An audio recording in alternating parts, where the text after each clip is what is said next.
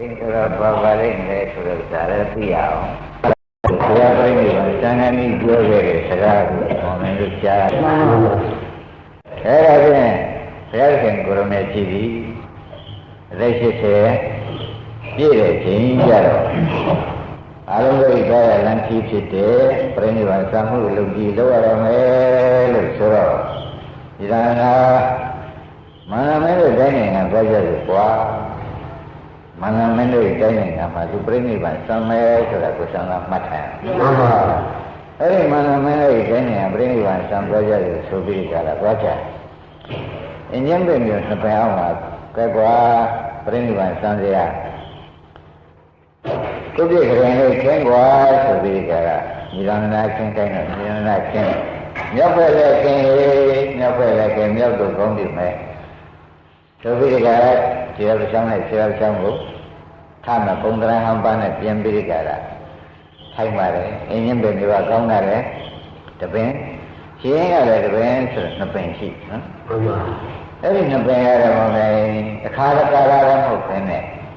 a boy won't be the Gara. Well, I don't know that if they are like a kind of big Gara. A boy lay look in it.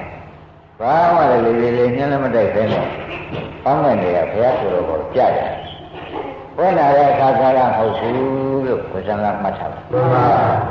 When I like Sagara, how good, to Jara, to Adu, Lady Valley, you are young of Penny, who's already. Mama. Who's already Roger? You are like a king. They let you survive. Don't see that depend on what. How open a one big a bum when you pay out my kind of bum way I gave there you were come ala. Prince some and the area, no? Come like you, my brother, I am of the Maria. Mandara Pandi, the Carrication. Not the only funny like our free Jaya. Who's a Jara, no?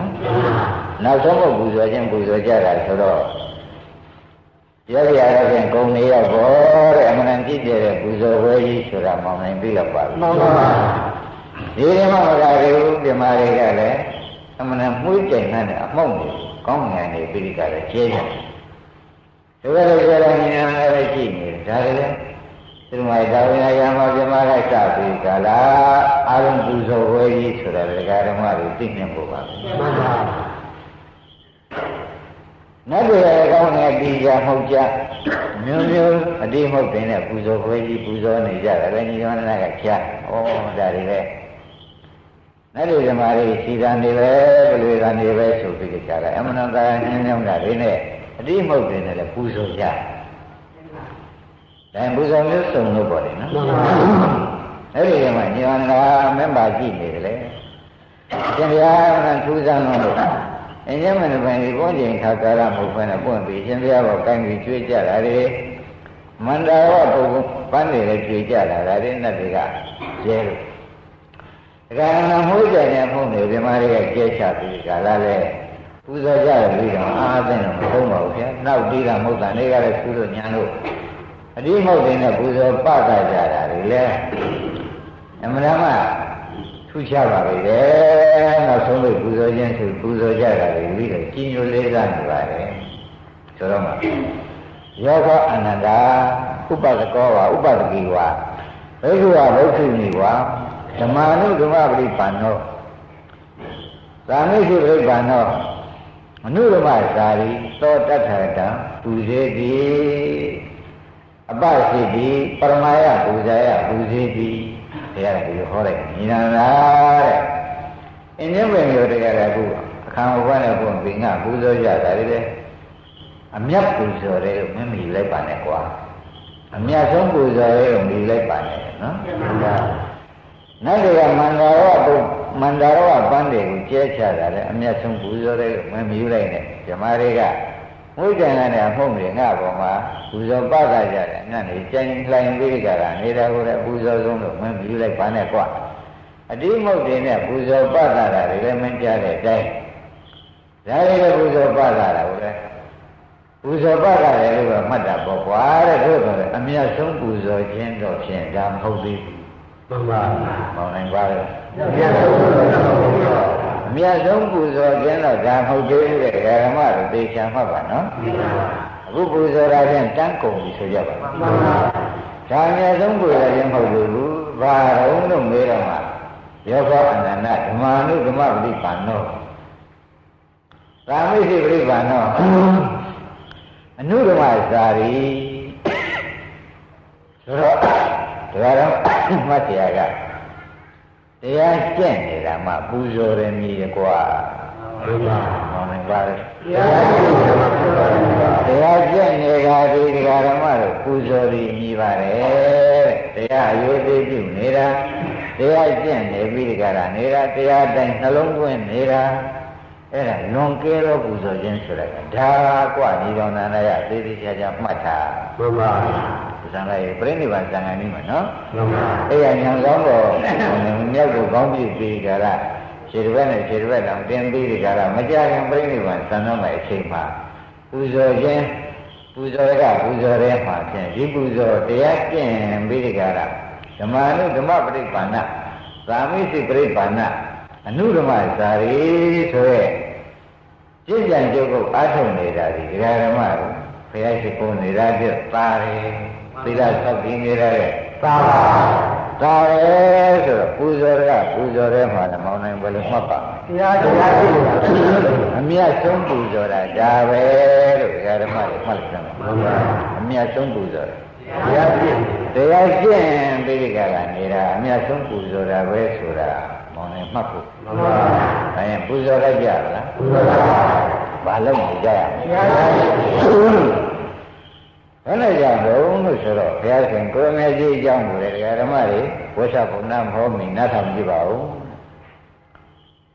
တိန်တော့ဒါနေရန်ဆိုတဲ့ငါနိဗ္ဗာန်ကိုကူးမြောက်ဆိုလို့သူတို့လည်းကူးမြောက်စေမယ်ဆိုတဲ့ဆန္ဒအမှန်မပြင်းပြဘူးရှင်းပြပါ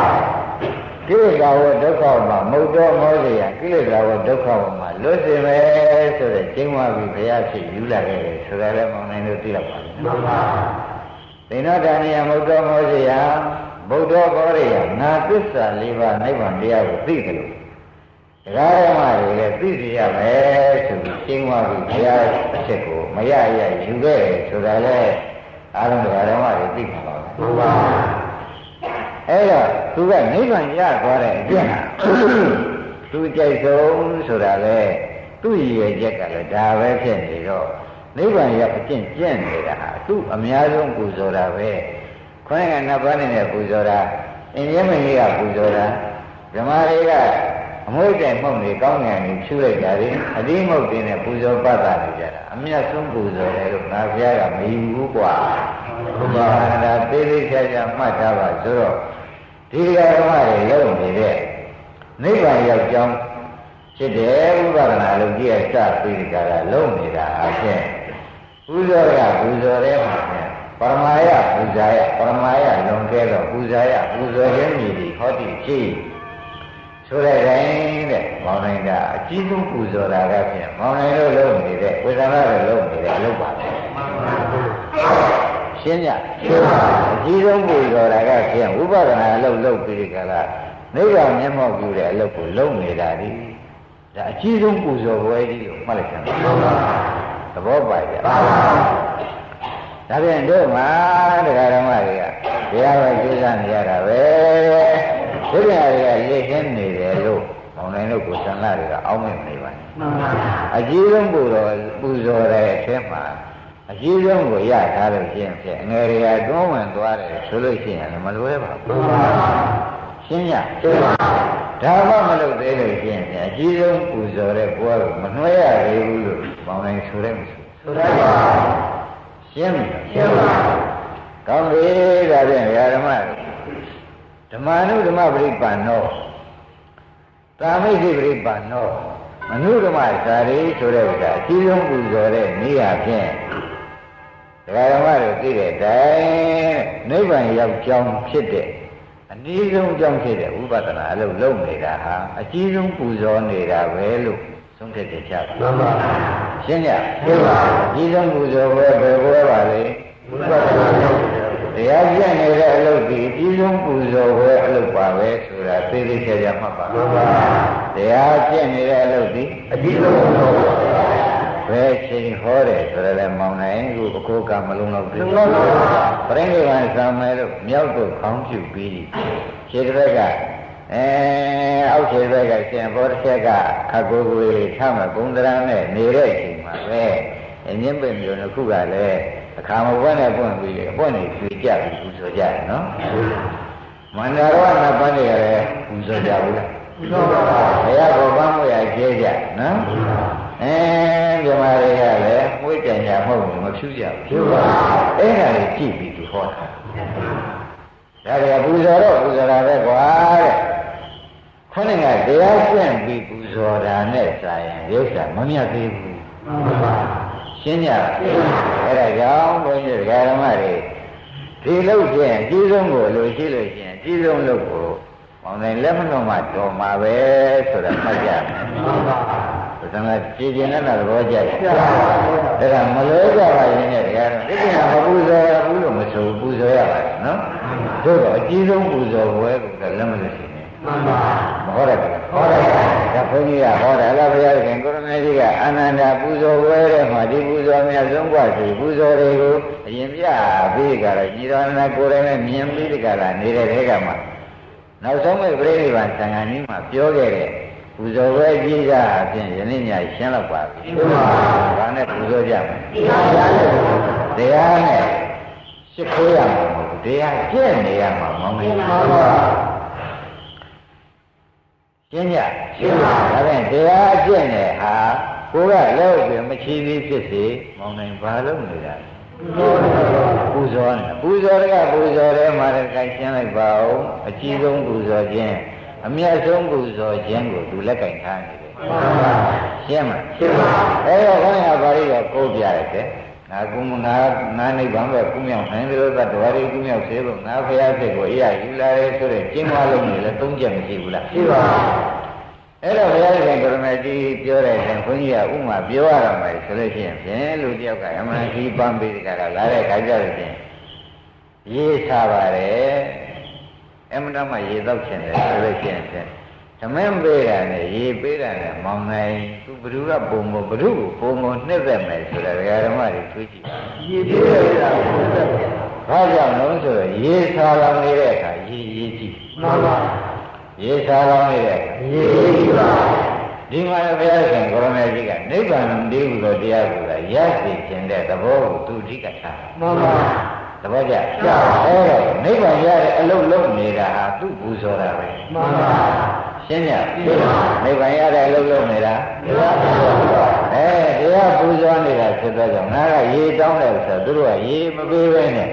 ဆေးလိပ်ပေးလို့ပေးဓမ္မပေးလို့ပေးမပွဲပြေတာပေးလို့ပေးဆိုလို့ရှိရင်ဖြင့်ပေးလို့သာယူလိုက်ရတယ်အကျိတ်ကြီးတော့မကြသေးဘူးပေးလို့သာယူလိုက်ရတယ်အကျိတ်ကြီးဒါရင်ဘုန်းကြီးတို့တရားဓမ္မတွေဘယ်အကျိတ်ကြီးကြိုက်တာဖြင့်ယနေ့ညတရားစခြင်းပဲဒါရှင်းလင်းပြောပါတယ်ဘုရားအကျိတ်ဆုံးပဲရပါတယ်တရားကကျင့်နေတာဟာမောင်းနိုင်ဘယ်နဲ့အကျိတ်ဆုံးပါရှင်းပါအဲ့ဒါကြောင့်တရားဓမ္မတို့ဒီဥစ္စာကို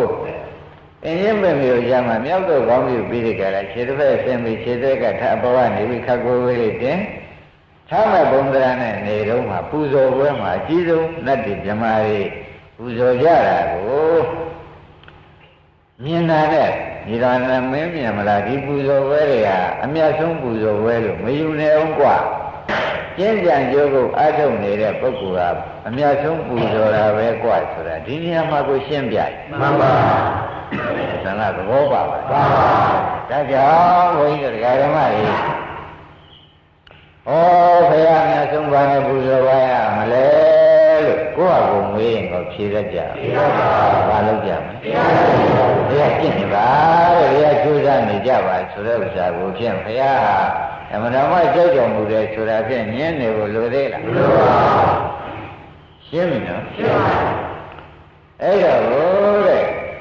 တခါဒီပြိဋိဘံသံဃာနည်းမှာညီတော်နန္ဒအရှင်ဘုရားမရှိလို့ရှင်ပြီဆရာသမားတွေ꿰တဲ့တပည့်တွေ ဟိုရန်ဒီရန်ညာမိဒီကလာသွားများကုန်ကြတော့မှာလားဆိုပြီးညောင်းနေတယ်ပြိဋိဘံဆံဃာကြီးပဲမေးချတယ်နော်ရှင်တရားမရှိလို့ရှင်ပြန်ဝလိဝတိဖြေလိုက်တယ်လို့တောင်လေလာမြောင်းမြောက်လေလာတောင်ဆိုလိုပဲကုန်လွင့်ပြီးဒီကလာသုံးမဩဝါဒကင်းတော့မှာလားဖေရလို့မေးတဲ့အခါကျတော့လေရေကောင်းလေးတွေမောင်းနေအခုပြောတာလေမှန်ပါယောအနန္တမယဓမ္မောသဝိနည်းယောသတိတိတော်ပြညတ်တော့သောမမေစေနာတတ်တာညီတော်လားငါဘုရားမရှိဘူးမင်းပါဘူးရရှိကြလေငါဟောတဲ့တရားတွေမင်းတို့သုတ်ပြီးဓမ္မဝိနည်းတွေကုန်ရှိပြီအဲ့ဒီဆရာတွေပြောတာနားထောင်နေလို့ရှိရင်လည်းဘုရားပြိဋိဘံအထေရပြိဋိဘံဆံသွားတယ်ဉာဏ်ပြိဋိဘံမဆံသေးဘူးဆိုရင်လည်းမင်းသိလောက်ပါပြီမှန်ပါခန္ဓာကြီးတာပြိဋိဘံဆံသွားတယ်မှန်ပါအဆုံးအမတွေပြိဋိဘံဆံပါရဲ့မှန်ပါအဲ့ဒါကြီးကျင့်ပြီးဒီကရမင်းတို့လိုက်ကြမယ်ဆိုလို့ရှိရင်လည်းဘုရားကြီးအများကြီးကြံရတဲ့ကွာဆိုတာကိုလေဒီပြိဋိဘံဆံဃာကြီးကိုပြောချင်မှန်ပါရှင်းလားရှင်းပါဘူးဒါဆိုကြရင်ကိုယ်တော်ကြီးအထေရပြိဋိဘံဆံသွားတယ်ဟောပြောတဲ့တရားတွေပြိဋိဘံဆံပါရဲ့မှန်ပါအဲ့ဒါကမင်းတို့ဆရာတွေဖြစ်ပြီကွာတဲ့သူတို့ကဆုံးမတာသူတို့ကတွန်တင်တာသူတို့ကသမြစ်တာတွေကိုမင်းတို့ကလိုက်ပြီးဒီကလာကျိုးစားပြီးဒီကလာနေကြမယ်ဆိုအိုးဘုရား7400တောင်ထားခဲ့တယ်လို့မင်းမှတ်လိုက်စမ်းပါမှန်ပါဆိုတော့ဘုရားကတော့အားငယ်ရာရှိမရှိပါဘူးမလိုက်လာတဲ့ပုဂ္ဂိုလ်မှာဖြင့်ကိုကျိုးနေဖို့မှန်ပါမလိုက်လာတဲ့ပုဂ္ဂိုလ်ဘယ်နဲ့ကြောင့်ကိုကျိုးနေဖို့ဆရာဘုန်းကြီးကဆိုပါလိမ့်လို့ဆိုလို့ချင်းကိုယ်ကဒုက္ခတွေဒီကိုဥဝိနာဝေတိဝေဒုက္ခသောကပရိဒီဝဒုက္ခတွေကလည်းအများကြီးပုံကြီးရှိပါရဲ့သားနဲ့ဓမ္မခန္ဓာပေါင်း7000လေးအောင်ဘုရားတွေပြောတာကိုဒီလိုကျင့်ဒီလိုကြံဆိုပြီးပြောတာကိုမလိုက်နာလို့ရှိရင်ဖြင့်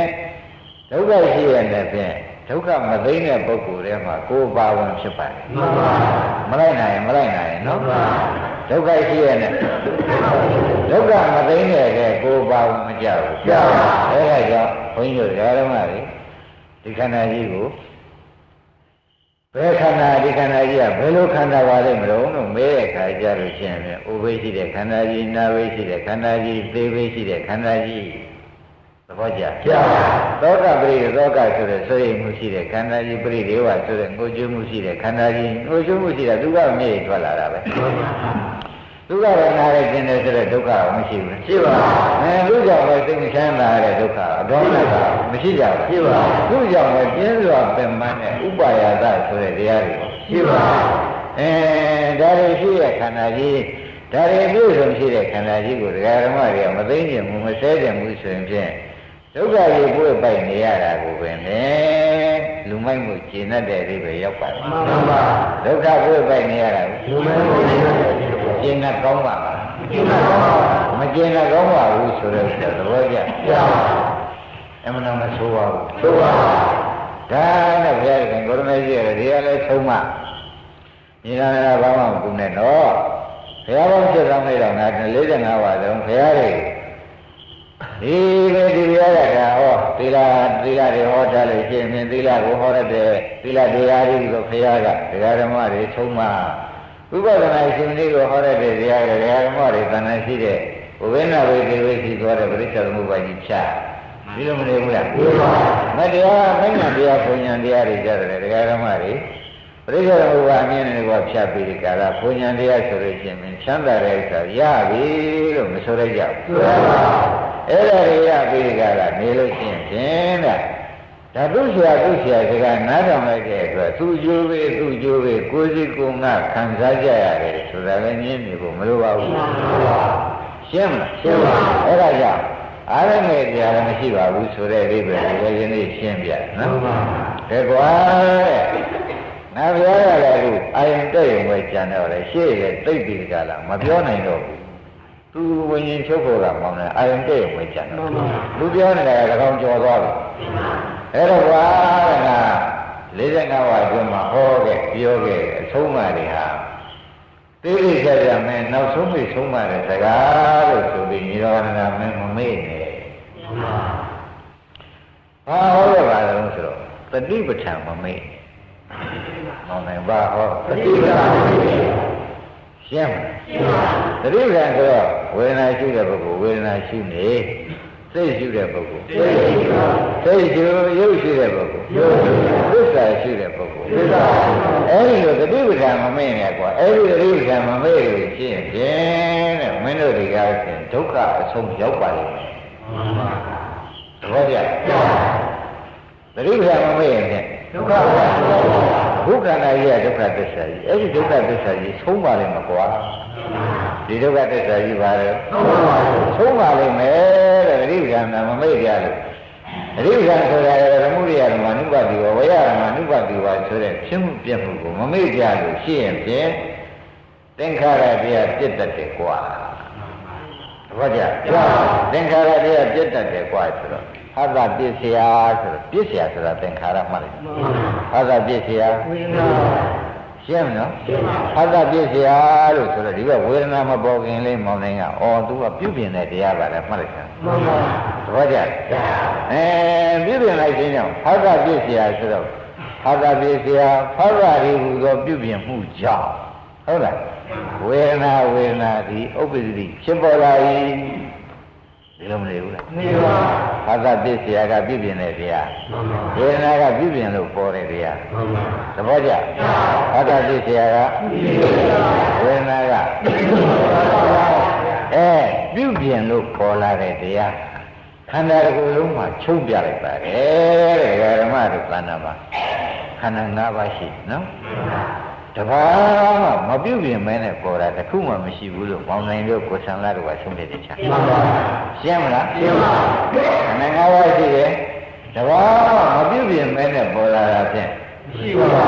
ဒါဖြင့်ရုပ်ကြတယ်လေကံကပြုပြင်လို့ပေါ်လာမဆုံးနိုင်ဘူးလားဆုံးနိုင်ပါဘူးဝေဒနာကြတော့ဖတ်တာကပြုပြင်လို့ပေါ်လာသဘောကျစိတ်ကြတဲ့ခါကြလို့ရှိရင်ဖြင့်နာယုတ်ကပြုပြင်လို့တရားဓမ္မတွေသိတဲ့ကဲဝင်ဒီနာမရူပပစ္စယဝိညာဏဆိုတဲ့တဲ့စိတ်ကြတော့နာယုတ်တစ်ခုကပြုပြင်လိုက်လို့စိတ်ပေါ်မလားပေါ်ပါဘူးပြုပြင်လို့ပေါ်တဲ့ခန္ဓာ၅ပါးလို့ခြေပိုင်းကမဆုံးနိုင်ကြဘူးလားဒါဖြင့်တရားဓမ္မတို့ပြုပြင်လို့ပေါ်လာတဲ့တရားဘယ်နှပါးရှိပါလဲ၅ပါးဒါဖြင့်အားလုံးတရားနာကြတဲ့တရားဓမ္မတွေသိသိချာချာပြောနေပါတယ်သိချာဟောနေတယ်အထူးပြုတဲ့ဒီနားထောင်ပါဆိုတော့ခန္ဓာ၅ပါးပြုပြင်လို့ပေါ်လာတဲ့တရားမှန်ပါဘယ်လိုမှတ်ကြပြုပြင်လို့ပေါ်လာတဲ့တရားဆိုဒီကသူဆိုင်ရကဖတ်တာကပြုပြင်ဝေဒနာပေါ်မှာပဲဟုတ်လားကံကပြုပြင်ရုပ်ပေါ်မှာပဲမောင်းနိုင်ဒီတိုင်းပြုပြင်ခြင်းကင်းလို့ပေါ်လာတဲ့ခန္ဓာ၅ပါးရှိပါရဲ့မရှိပါဘူးရှင်းကြခန္ဓာ၅ပါးအလိုလိုပေါ်လာတဲ့ဓမ္မပြုပြင်တာကအကြောင်းပေါ်လာတာကကျိုးရှင်းကြပြုပြင်တာကအကြောင်းပေါ်လာတာကကျိုးဒီလိုသိကြတော့ခန္ဓာကိုယ်ထဲမှာယောက်ျားလည်းမပါမိန်းမလည်းမပါအကြောင်းနဲ့ကျိုးတွေလည်းရှိပါကလားဆိုတာလည်းသိသိပွားသွားတော့မပွားပါနဲ့ဆိုမရဘူးအကြောင်းနဲ့ကျိုးတာရှိတယ်လို့နောက်ကဓမ္မတွေကိုရှင်းကြအကြောင်းထဲမှာလည်းယောက်ျားမိန်းမငါမပါမှန်ပါအကျိုးထဲမှာလည်းယောက်ျားမိန်းမငါပါရှင်းပြီမလားရှင်းပါဒါကနောက်ဆုံးဝင်มาတဲ့တရားနော်နောက်ဆုံးဝင်มาတဲ့တရားကိုရှင်းပြနေတယ်ပေါ့လေမှန်ပါဘုရားခင်ကိုရမေကြီးငါသိမပြောနိုင်ဘူးကွာတဲ့အာယုတဲ့ဥမငါကျန်တော့တယ်တဲ့ဒါ45ဟောတဲ့တရားကိုတလုံးနဲ့မင်းတို့ပြုပြင်လို့ပေါ်လာတဲ့တရားလို့မင်းတို့မှရှိတဲ့တရားကိုကြည့်မင်းတို့ခန္ဓာရှိတဲ့ခန္ဓာ၅ပါးဟူတွေ့ရပြုပြင်လို့ပေါ်လာတဲ့တရားလို့ကမှတ်လိုက်စမ်းပါမှန်ပါတရားဓမ္မတွေဘယ်လိုမှတ်ကြမလဲကိုယ်တရားနဲ့လာကြတော့ခန္ဓာဘားနဲ့လာကြ၅ပါးနဲ့လာတာကကိုယ်ဘောနဲ့လာတာကပြုပြင်မှုကြောင့်လာနိုင်ကြတယ်ပြုပြင်မှုကြောင့်ဒီလိုလဲကံကမဖြတ်သေးလို့လာနိုင်ကြတယ်သဘောကျဒီလိုလဲဘာသာမချုပ်သေးလို့ဝေဒနာခန္ဓာနဲ့လာကြတယ်ဒီလိုလဲဘာသာမချုပ်သေးလို့သိဉ္ဇခန္ဓာနဲ့လာကြတယ်သဘောကျဒီလိုသင်္ခါရခန္ဓာစေနာနဲ့လာကြတယ်တချို့စိတ်နဲ့လာကြတယ်ဆိုတော့ပြုပြင်လို့ပေါ်လာတဲ့တရားနဲ့လာကြတယ်မှန်ပါဒါဖြင့်ဒီဘက်ကအစိမ့်ခွက်ကလေးတွေကပြုပြင်တတ်တဲ့တရားအနည်း၅ပါးဆိုတဲ့ခန္ဓာ၅ပါးကပြုပြင်လို့ပေါ်လာတဲ့တရားဆိုတော့လောကကြီးတဲ့ဘာများရှိပါလိမ့်မလို့လို့ပေါင်းနေညံဖြတ်လိုက်တော့ပေါ်လာမှန်ပါပြုပြင်တတ်တဲ့တရားရဲ့ပြုပြင်လို့ပေါ်လာတဲ့တရားရဲ့ဒါပဲရှိတော့တယ်မှန်ပါသ ဘောပါရဲ့ပြုပြင်တတ်တဲ့တရားရဲ့ပြုပြင်လို့ပေါ်လာတဲ့တရားဒါဖြင့်ဒီတရားတွေကပြုပြင်လို့ပေါ်လာတဲ့ခန္ဓာ၅ပါးကျိုးတရားကိုချုံပြီးဒီကရာဘုရားရှင်ကိုရမေကြီးကဟောလို့ဟောဒီခန္ဓာ၅ပါးပြုပြင်လို့ပေါ်လာတဲ့တရားအနတ္တနိဗ္ဗာန်ဆိုအမှန်တရားမျိုးကိုဝေယရမသင်္ခါရသင်္ခါရပြုပြင်လို့ပေါ်လာတဲ့တရားတွေဝေယရမကုန်နေပေါ့ပြုပြင်လို့ပေါ်လာတဲ့တရားဘာဆိုကြကုန်ပါကုန်တာလေပြုပြင်လို့ပေါ်လာတဲ့မောင်နိုင်ပြီးတော့ဘာပြောကုန်ပါဒါဖြင့်ပေါ်လိုက်ကုန်လိုက်ပေါ်လိုက်ပြောက်လိုက်ဒါရောမင်းတို့ကဏ္ဍရှိတယ်ဆိုတာဖြင့်ဒါမင်းတို့တစ်ထိချက်မှတ်သမှာမှန်ပါသဘောကျပြုပြင်လိုက်ရပေါ်လာတဲ့တရားဘယ်လမ်းဆုံးပါလဲကုန်ရင်းပြောက်ခြင်းမှလမ်းဆုံးမှန်ပါဘယ်မှာလမ်းဆုံးပါကုန်ရင်းပြောက်ဝတ္တဧကနိနာသင်္ကြန်ဖြင့်သင်္ခါရပြုပြင်နိုင်မှဖြစ်ပေါ်ကြတဲ့သင်္ခါရတရားတွေဒါကပြုပြင်လို့ပေါ်လာတဲ့သင်္ခါရတရားနော်ဝေယရမကုန်ရင်းဆုံးရင်းပြပြုံးခြင်းပဲအဆုံးရှိကုန်ပြုပြင်လို့ပေါ်လာတဲ့တရားဘယ်များသူလမ်းဆုံးမှာပါလိမ့်မလို့မေးကြရင်ဘယ်နဲ့ဖြေကြပါကုန်ရင်းပြောက်ခြင်းဆုံးခြင်းမှတော့သူစကားကဘယ်မှသွားကြမရှိဘူးမှန်ပါဒါဖြင့်ခန္ဓာ၅ပါးမှာဓမ္မရဲ့ပူဇော်ခြင်းကြလို့ချင်းဖြစ်ပေါ်တဲ့တရားရဲ့ကုံတတ်တဲ့တရားကိုခင်ဗျားတို့ကြည့်ရတယ်မှန်ပါဖြစ်ပေါ်တဲ့တရားဖြစ်ပေါ်တာလည်းတွေ့မှာကုံတာတွေ့မှာမှန်ပါဖြစ်ပေါ်တာမတွေ့ဘဲနဲ့လေကုံတာတွေ့မှာကုံတာမတွေ့နိုင်ဘူးဆိုတာခွင်းတို့ဓမ္မတွေအရှင်းကြီးရှင်းမလားရှင်းပါဒါဖြင့်ပြုလို့ကဏ္ဍမှာပြုပြင်ထားတာပဲရှိတယ်ပြုပြင်လို့ပေါ်လာတဲ့တရားကတော့ကုံတာလမ်းဆုံးမှာပဲတဲ့ကုံရင်းဆုံးရင်းပြည့်ပြုံးခြင်းကိုမောင်းနိုင်ပဲနဲ့တော့လမ်းဆုံးပါသဘောပါကြပါ